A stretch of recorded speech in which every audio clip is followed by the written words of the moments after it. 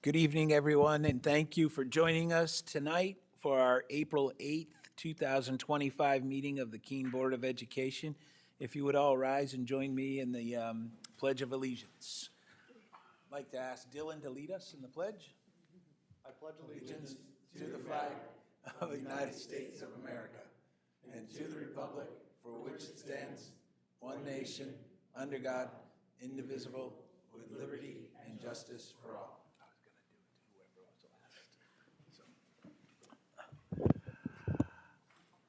So this is our first meeting since the elections in March, and so being that it is our first meeting, our first order of business is to elect a chair for the Keene Board of Education. So I will open up the floor to nominations at this time. I'll nominate George Downing as chair. Second.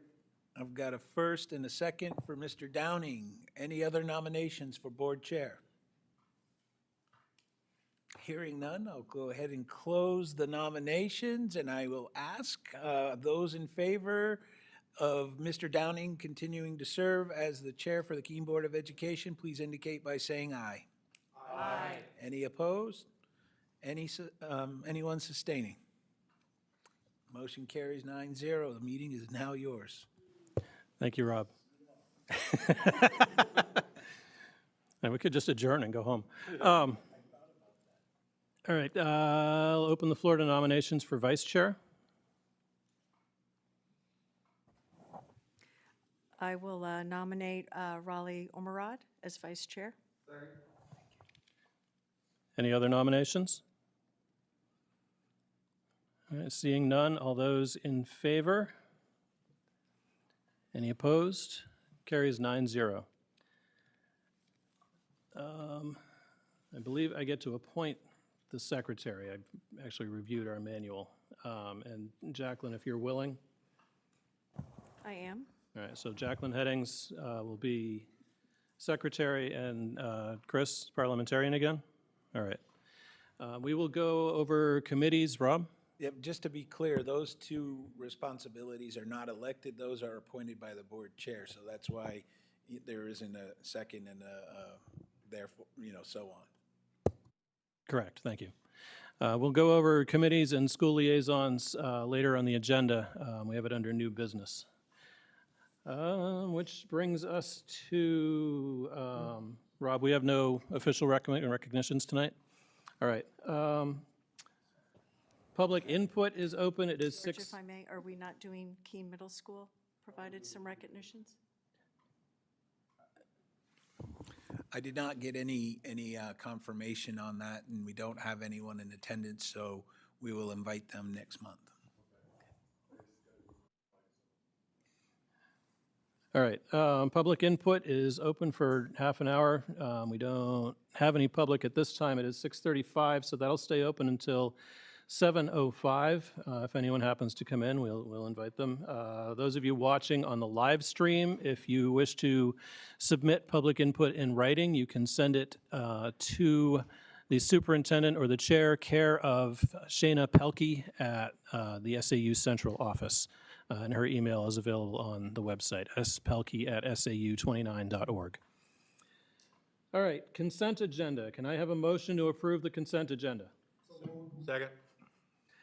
Anybody have documents they wish removed from the consent agenda? Yes, I do. Under Finance Committee, let's remove the gift so I can speak about that during committee presentation, please. All right, we can do that. Anything else anybody needs removed?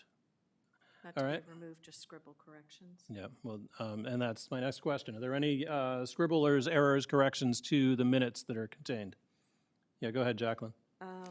For our regular meeting minutes, on page 5 under new business, there's an S missing at the end of my last name.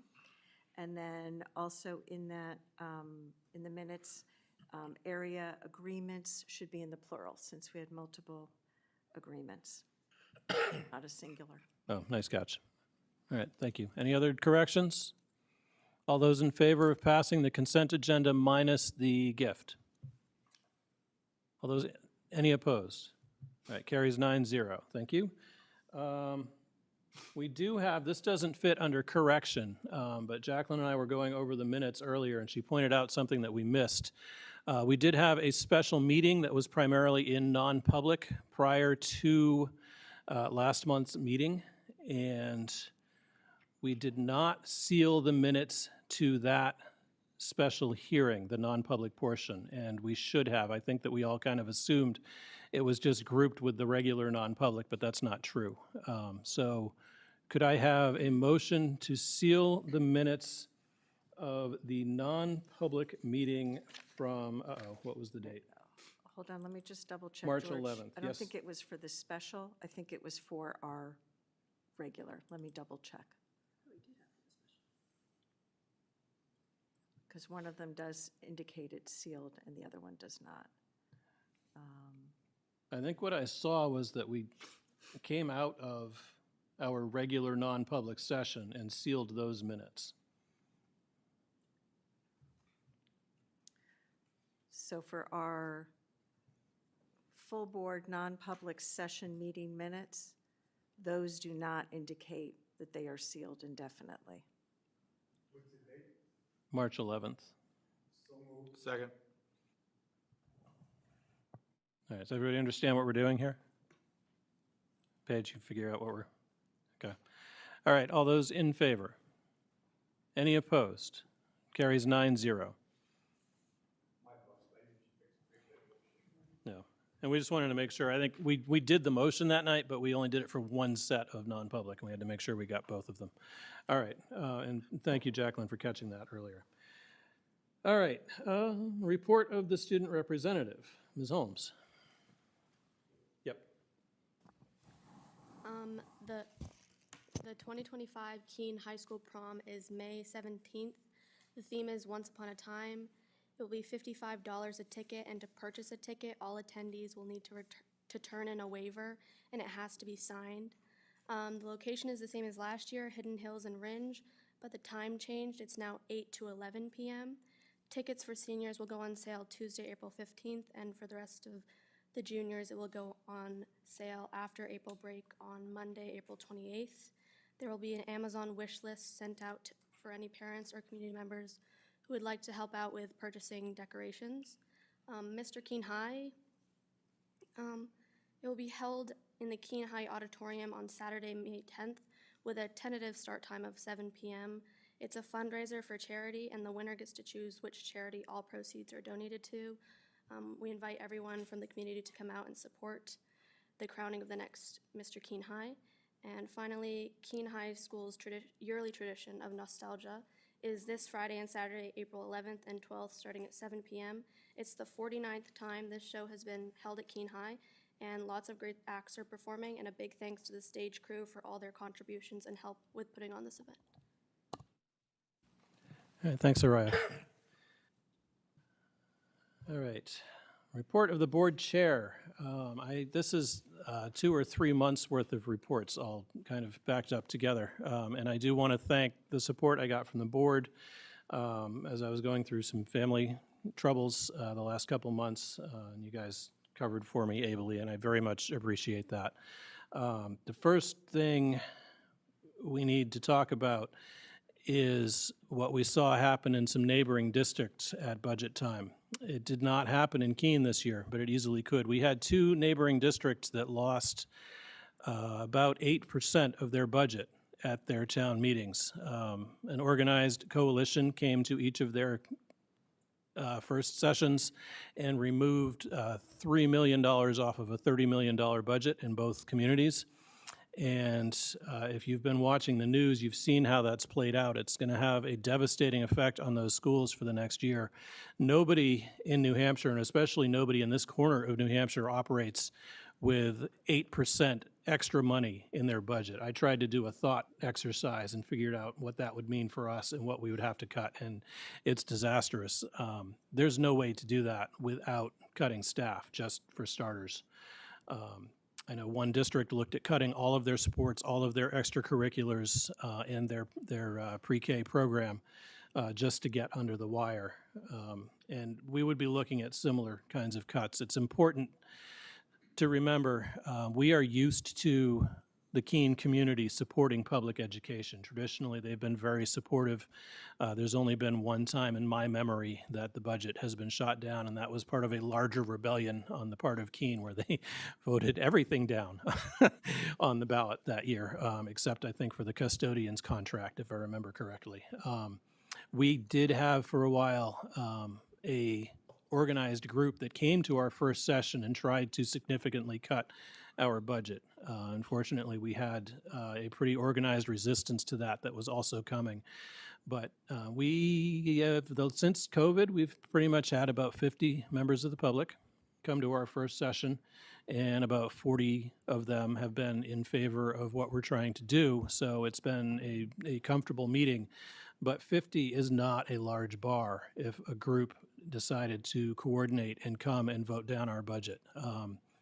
What that means for us as a board is we cannot take for granted the support that we get from Keene. We have to be conscious of what the city has asked us to do when the community sends us up here as board members. We have to be careful stewards of the money that goes into our schools. We have to make sure that we are producing a positive student outcome, providing safe schools for our students, properly supporting the educators. That's what the community has told us that they want. We have to do that, and we have to do that openly, and we have to communicate to the public that we're doing that, especially as budget time comes around. We need to be proactive in informing this community of what we're doing and why we need their support, and rallying them to come, especially to first session, to make sure that we don't face those same devastating cuts that other communities around us have. And I think that's going to be even more important as we move forward. I'm sure all of you have been watching the news and know that things are in chaos right now.